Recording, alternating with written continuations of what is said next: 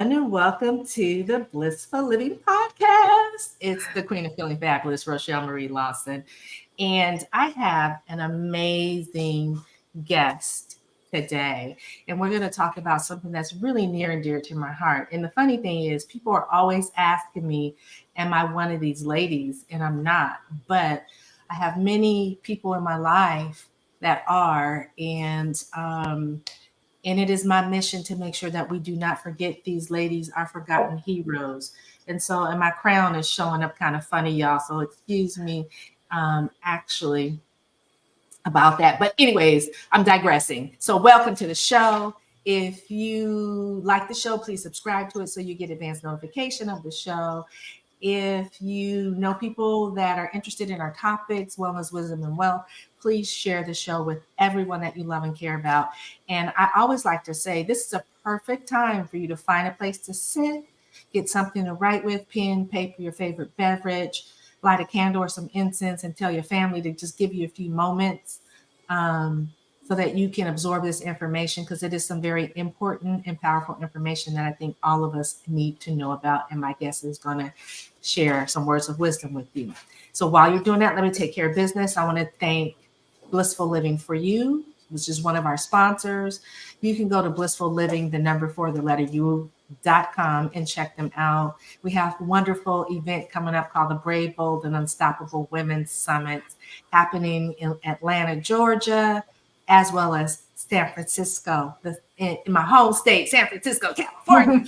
Um, but definitely other goodness for you there, where whether you're looking to enhance your wellness, wisdom, and wealth in your mind, body, spirit, and your business, whether you're just looking for guidance, whether you're looking to find out how you really ebb and flow and what your uniqueness is and your unique quality characteristics, as we call them, dosha, is, so that you can better strategize on how to ebb and flow on your path to bliss. You want to check out Blissful Living, the number 4, the letter U.com, specifically as we transition into this new season. You want to know how to keep yourself balanced so that you don't falter as we continue to, I say, transition into the season and go down your path to bliss very gracefully.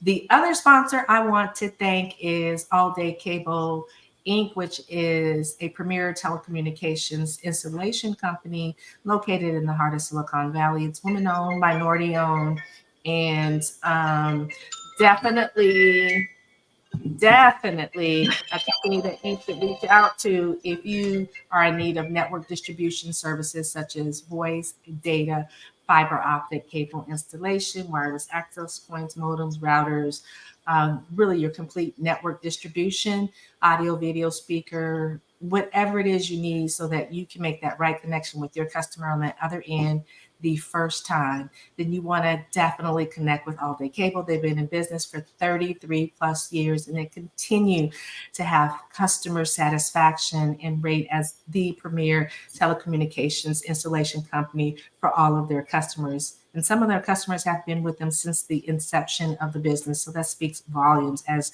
to the quality and service that they provide for you.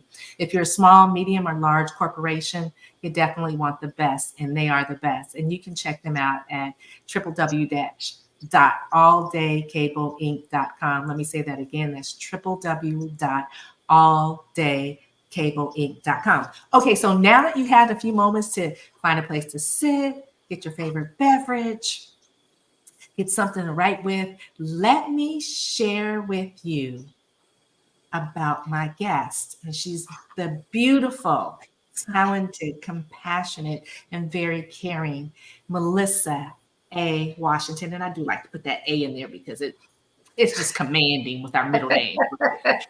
Now, let me tell you about her. She's an award-winning advocate, speaker, author, entrepreneur, CEO, publisher, radio show host, and a proud Navy veteran. Melissa A. Washington wears many hats, yet woven throughout her diverse pursuits is a mission of service and a passion to empower her other fellow females. male veterans. And so today we're going to be talking about building and empowering your community. And while we're doing that, we're going to say salute. I'm probably not doing it right, but salute to our women veterans around the United States and around the world. You are our forgotten heroes, and this show is dedicated to you. So welcome to the show, Melissa. Hey, thank you so much, Rochelle. I love being with you. I appreciate your friendship and your support these last few years since we first met, and yes, and all the beautiful things that have happened. That makes me feel, just get all giddy inside. I love it. Thank you so much. Thank you for saying yes when I reached out to you after contacting many women veterans organization. Thank you for saying yes to spend time with me to educate me about the plight of our women veterans and how I could just support them a little bit. I mean, I would love to be able to support so much more, and I'm hoping the show will drive awareness to your mission of helping our fellow women veterans. They are our forgotten heroes, you guys, and we do not see them on TV. We do not hear about them. And when you even hear the word veteran, you think of a man, and it's time to change that didactic. So I want to jump right in, Melissa, and ask you, you started to build this community, and you hadn't ever had an experience with building a community. How does one build a community such as what you've done with the Women's Veterans Alliance? Absolutely. Well, it wasn't a plan. So I always tell people that was not my intent to do this. So how this all started was back in January of 2015, I got about 20 women together, women veterans together at a local restaurant. Why? One, I was looking for opportunity to connect with other women in a more of a professional setting. And also I at that time just wasn't interested in the traditional legacy veteran groups. So that's why I said, you know what, I'm gonna start my own, get these women together. We met at El Torito's in Sacramento that day, and it was that evening. It was one of those, and I already get the goosebumps. I already feel them coming. It was an amazing evening. When you know how the restaurants have like those big long tables, and so we had women. Most of these women didn't know each other, so we had officer enlisted, all branches of service, just hooping and hollering and crying and being themselves, and for them to be able to be in a room with other women that understood them. I mean, we could have closed that restaurant down. So that was so what started there was, hey, you know what? We'll meet the third Thursday of every month. This will be open to women veterans. We'll find a speaker, find a restaurant. And then that evolved into Women Veterans Alliance. I mean, this was a hobby. This was just a side thing. Now it's my full-time mission with that. So, when we talk about building community, sometimes we don't know. That would be our purpose, is to do that. And so that's why I always, like to share with people too about as we build community and what does that look like? I mean, it can look different ways for different people. So I love that, because you just had a goal of just getting some women together, women veterans, right? And I'm going to share with you all something that was just, even when I think about this, it right now just brings chills to me. So at our event last year in San Francisco, not only did Melissa show up to speak, she also opened it up for other women veterans to come and be a part of the event. And when I think about this one lady who just is the epitome of strength in persistence and resilience and determination, it brings chills to me. We had an 86-year-old woman veteran in attendance with us. And you might say, oh, well, okay, that's so what? But this lady was a woman veteran who served in World War II when women were not allowed to serve in the same, quote, troops. I'm not sure if that's the correct didactic, with men. She was in a mobilized wheelchair, so she needed help and assistance.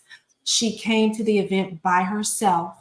She stayed the whole day, and the other ladies in the room took really good care of her. She came to the front of the room and she gave us some empowering information and just loved on us. And then she even stayed and sat with us at the cocktail reception after the event, and she left by herself. And to me, there's no excuse that we can't do something to make the world a better place, no matter where we are, because she did that. And if you go to the website, unstoppable-women's-summit.com, you will see pictures of her, and she's just beautiful. 86-year-old woman. I'm sure she's probably 87 now, and I'm not sure if she'll be with us this year, but that's what the power of building a community to support other women veterans is all about. And so, Melissa, when it comes to empowering the community, share, first of all, before we even get to that, I want you to share some information, some statistics, some facts and figures that people that are watching us probably don't even know about when it comes to our women veterans. Absolutely, absolutely. And just to go back to share about, she came in a wheelchair. But for those of you that are familiar with the Bay, San Francisco, she didn't live in San Francisco. She came from across the Bay in Oh, the mobilized wheelchair.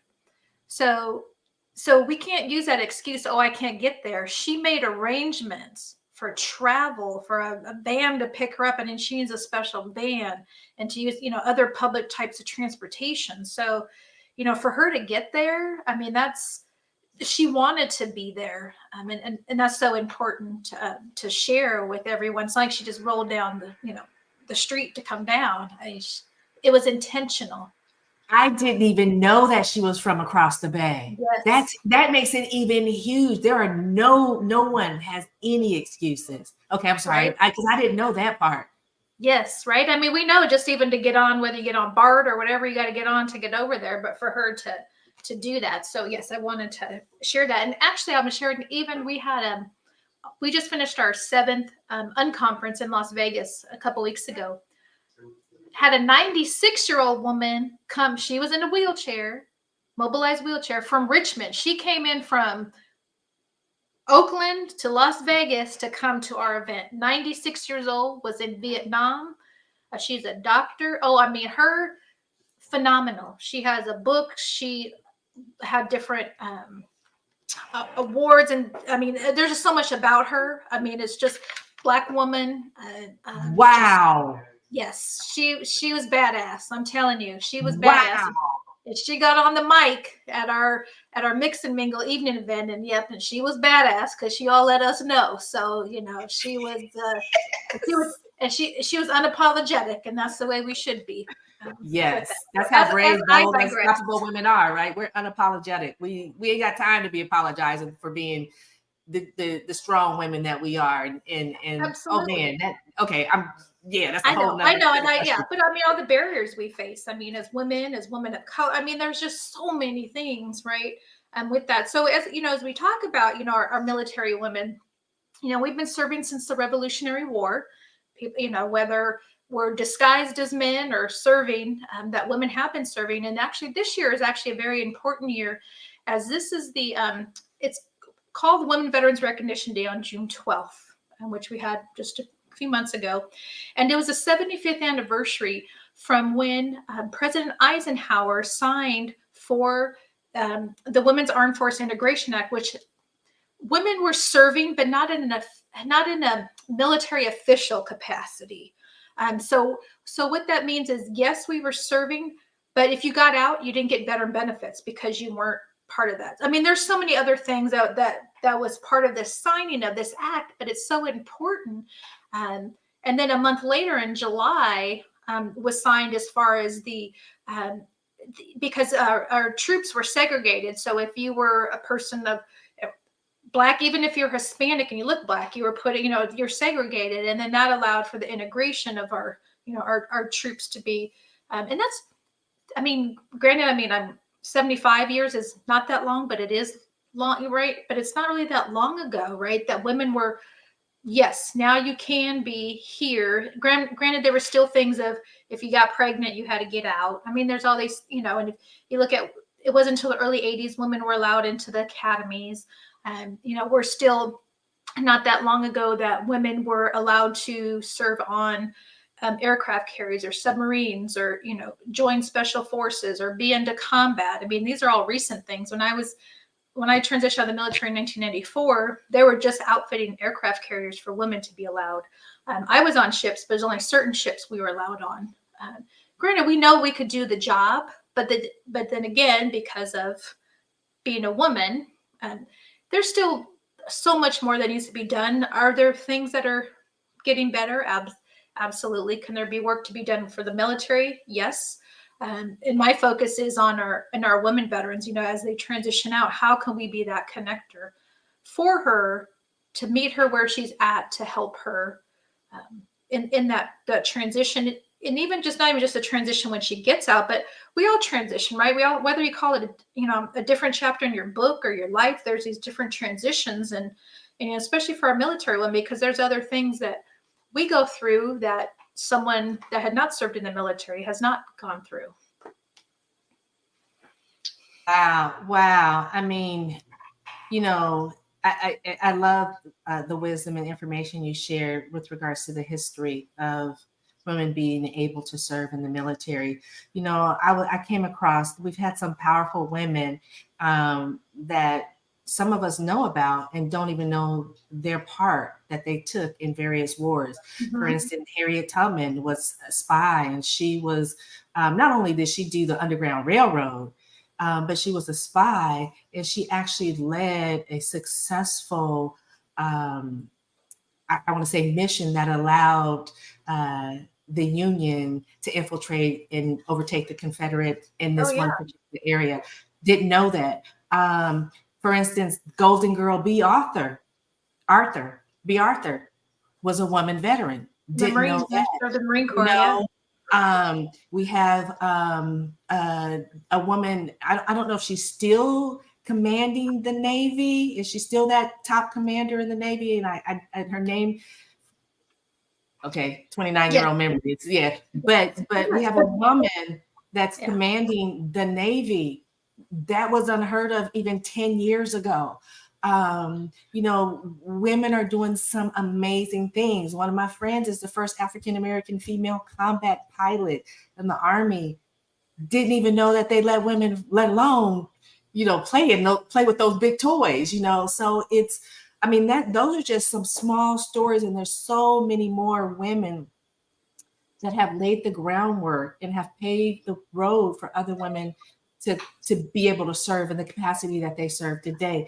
Yes, there's still a lot more that needs to be done. There's still a lot more. But by having our conversation that we're having today and bringing awareness to our women veterans who are powerful, they sacrifice themselves and their families just like the men do, but we don't hear their stories. I also want you to share a little bit about the difficulty that women veterans have transitioning from military to civilian life, because I want to be able to paint a picture, not we're just making stuff up or giving these small statistical facts, but giving some real heartfelt facts that people need to be aware of, so that when they see a woman veteran, they can say thank you for your service, because she definitely, I think, does give in just a little bit more of a capacity, being a female and having to bear children and all that kind of stuff. So can you share, please?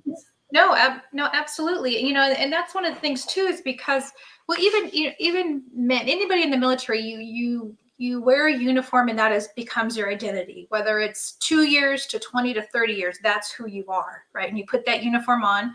For some women, they may have been the only woman in that unit. Now you get out of the military, you take that uniform off. For one, who am I, right? And then how do we share with others as far as not being stereotyped, because that still happens, of, oh, you're a woman, and other things. Do you have PTS, which is post-traumatic stress, where you rape, military sex? There's a lot of, sometimes there could be some negative connotations when it comes to that. But I feel too, it's so important for us to remember that women serve, but so many of the traits that our military members have when they transition out of the military, how that is important to corporate America, to being small business owners, as we look at the increase of women being business owners, because of all these attributes and things that we learn when we get out of the military. And I think sometimes women, just as women, we struggle sometimes with just our own identity, just in general, or feeling we can't do the job, even though more than likely we can. But to give women that confidence too, and thank you, the thank you for your service. That's great, but it's like also too, how can we step it up a notch? How can how can I help you? Are you looking for a job? Are you looking for a business? Getting our women connected in our communities, because our population is increasing year over year. So if you look at our population today, it's going to continue to increase because what's happened is more opportunities are for women in the military. So our population, because right now, just say 10%. If you look, some say 9, 11. So 10% of the military the veterans out there are women. And we contribute so much because if you look at veteran population in general, we continue to serve in some capacity. So what does that mean for women? And, sometimes I get pushback on, even I have my shirt on today, it says woman veteran, because we still have to say that. I mean, I don't know if it'll be in my lifetime that it won't happen, but we still have to say woman veteran. I can't just put veteran on there because a lot of times there's the assumption, and it's happened to me personally. Yes, my husband is a retired Marine. Yes, I am, military wife, but I am also the veteran as well. So one day it'll be nice just to say I'm a veteran, and some people that's fine with them. But we still have to continue to put that there until we're fully recognized as women that have volunteered to serve in our military. And you make the point about making that sacrifice. I mean, we know that, right? So that it's like, okay, well, I might be deployable. I have a baby. Well, guess what? Baby doesn't come with us. Baby, little ones stay with grandma, grandpa, husband, whomever else, partner, whomever else. And that's a big sacrifice that our families make. It's it's different for men, right? Because we are the caregivers, Right. for that. And and just think of all these badass women who do that, and they know that. Thank goodness for technology where you can stay connected with your family on FaceTime or other things.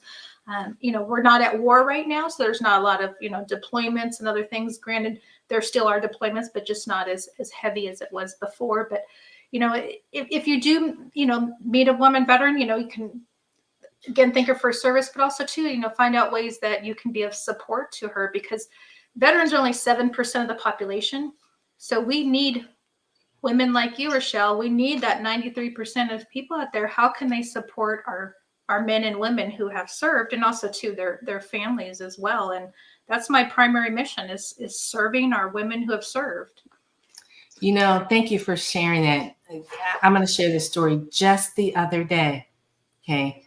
In San Antonio at the grocery store, and I'm checking out, and a woman, she's in the Air Force, so I know the different colors of the fatigues now. I feel so proud about that too. But she had her little one in there in the cart. I'm going to say about 4. He's maybe 4 because he's still in the cart. So I'm going to say about 4. And she's unloading her groceries. She's in her fatigues. I could tell she just got off work. And, I'm checking it out. And I went to her and I put my hand on her shoulder and I looked at her and I said, "Thank you for your service." She was blown away. She was like, "Oh my gosh, thank you so much." And I'm thinking, to me, I'm just doing what I felt was right as a woman, thanking another woman for making the sacrifices that she's doing for our country. But for her, it seemed like it was a big deal. And she was I could tell she was very touched by me just putting my hand on her shoulder and saying, "You know what? Thank you for your service." Mm-hmm. That is the importance of how I feel we need to take the time to recognize our women veterans. The guys get it all the time. They do. And not to discount it at all, because they sacrifice too. I get it. But for a woman, I think we make extra special sacrifices, particularly like you just shared. If you just had a baby and you get deployed out, baby got to stay home. It ain't taking care, it ain't putting the baby on a backpack and let's go. Baby got to stay home. And so you got to spend precious time away from your baby or your children in these incremental stages that they're growing that you miss. It's not the same as being on FaceTime or Zoom versus being there in person to wipe your daughter's first tears of her boyfriend dumping her or whatever, whatever it is. You know what I'm saying?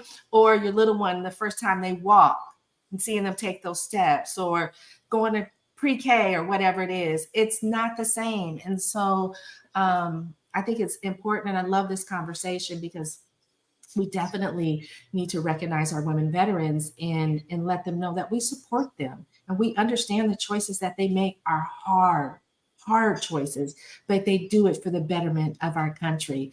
And without them, you know, the 96-year-old, the 86-year-old woman veteran that shows how badass they are and that they don't care. Their age is just a number because they brave, bold, and unstoppable still, but they paved the way for women like me and you, particularly you and me, to be able to do what we do. So again, can't say enough thank you to our women veterans. Okay, so okay, we're almost out of time. I What know is we are. I know, because I could talk forever. What is something that you want, other than what we've talked about, with regards to your mission for the rest of this year and next year, that you would like people to take away and know how they can support you in helping to support our women veterans? Absolutely. And there's ways people can get involved. One of the big things is sharing our information. I don't want to be the best kept secret. So if you have a woman that is serving or currently serving, spouse, mom, dad, aunt, neighbor, sister, daughter, share our information. You can just Google Women Veterans Alliance, connect with us. We also have our Women Veterans Giving, which is a nonprofit that I started that helps with a small business award. We've given over $20,000 to date to help our women veteran entrepreneurs, whether she's looking to start or expand a business. Also, too, funds help with professional development for our women veterans with that. So definitely. Also, last year I launched a Women Veterans Magazine California, Women Veterans Texas, and we are working on Women Veterans Pennsylvania. So if anyone here or knows someone, a woman that has served in the area, from that area, lives in that area, send her photo in, whether in uniform or out of uniform, to be on our cover. We put a whole collage of women on there as well, and we're looking for articles. So that's another way to get connected. There's so many different ways to connect, and just reach out to me, and we can talk about how you can help. Because a lot of times people don't know how to help. Of course, it's time or money. So whatever that may look like for that person, definitely. And whether it's with my organization, you were just in San Antonio. There's Women Veterans of San Antonio. There's the Pink Berets that are San Antonio. So we're connected to all these other organizations too that we want to help empower as well. I love it. I love that. And I invite all of you that are watching, listening to us, to connect with a woman veteran, or if you have a woman veteran in your family, friend, neighbors, sister, brother, cousin, whatever, sister, mother, cousin, whatever, just walk up to them today and say, thank you for your service. You don't know how much that will mean to them, because when I experienced that with the gal in the grocery store, I wasn't expecting, and it was very profound. Also, it is not always about money and time, but sometimes it is about money and time. So support a women's veterans organization, whether it's the Women's Veterans Alliance or any other organization that helps women veterans to transition from military to civilian life. Don't be afraid. Ask questions. Ask how you can help, whether it's donating clothes or giving somebody a ride, like one of the, senior veterans, or whatever it is. Again, every little thing helps. And the more we do the little things, the more it grows into a big pot of big things that becomes cumulative. And so just reach out and find out for your own self about our women veterans and how you may be able to assist them.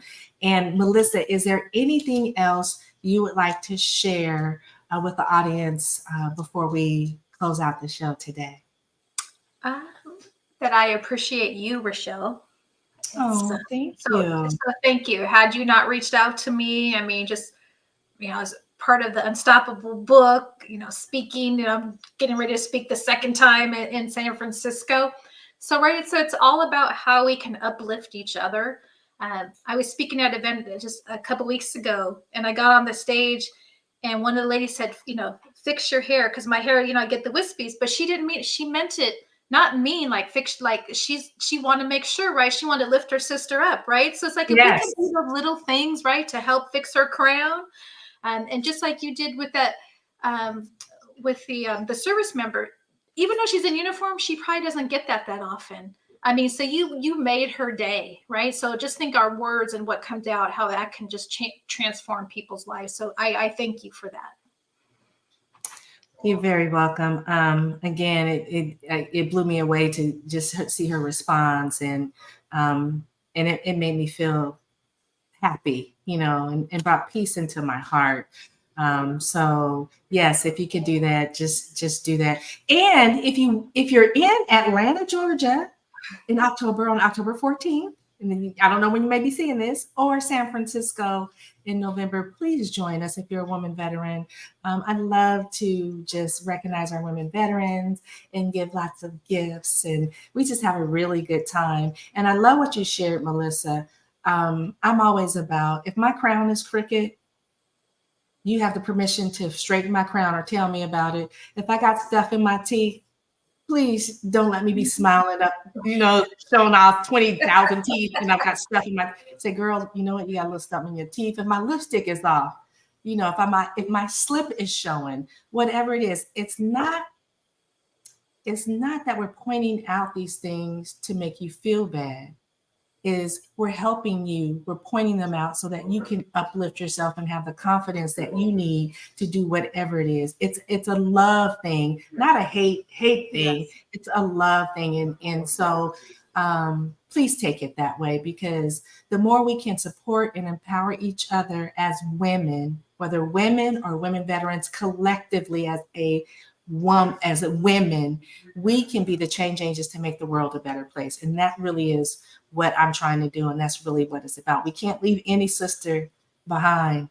If we leave a sister behind, then we're not cohesive. And we need to be cohesive in this day and age to make the world a better place. And so that's it. I'm going to stop there. Right. I want to thank you so much, my friend. It's so good to see you. You look so radiant. And I know you're doing all kinds of fabulous things with the White House and the, Small Business Administration and, your events and everything. And so please don't forget to invite me to some of this stuff, because I haven't gotten an invitation.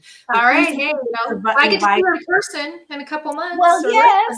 And if I can make it, I definitely, even if I just fly in for the day and, just to support you, that's what I'm all about. So thank you for all you've done for our country and all you continue to do and how you continue to serve as a woman veteran. It just really brightens. As you can see, I can't stop smiling. I'm gonna have a permanent smile.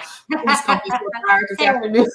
That's a good effect I have, right? That's I'd rather have that than something else. So yeah. Yes, thank you. And to all of you watching, thank you, or listening, thank you again. Powerful information on how we can support our women veterans.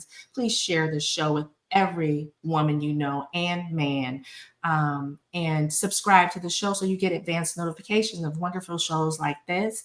And again, thank you to our sponsors, Blissful Living for You at Blissful Living, the number 4, the letter U.com. If you are interested in learning more about the Brave, Bold, and Unstoppable Woman Summit, you can go to that site and click on events and you can find out all the details. And also thank you to our sponsor, All Day Cable Incorporated at alldaykableinc.com. And as always, I'm the Queen of Feeling Fabulous, and I'm wishing you peace to your mind, wellness to your body, tranquility to your spirit, and may us women stand together in solidarity and strength and be those brave, bold, and unstoppable women and not be apologetic for it, but support each other so that we can be the change agents to make the world a better place. Until next time, goodbye for now, everyone. Sending lots of love to all of you, and thank you.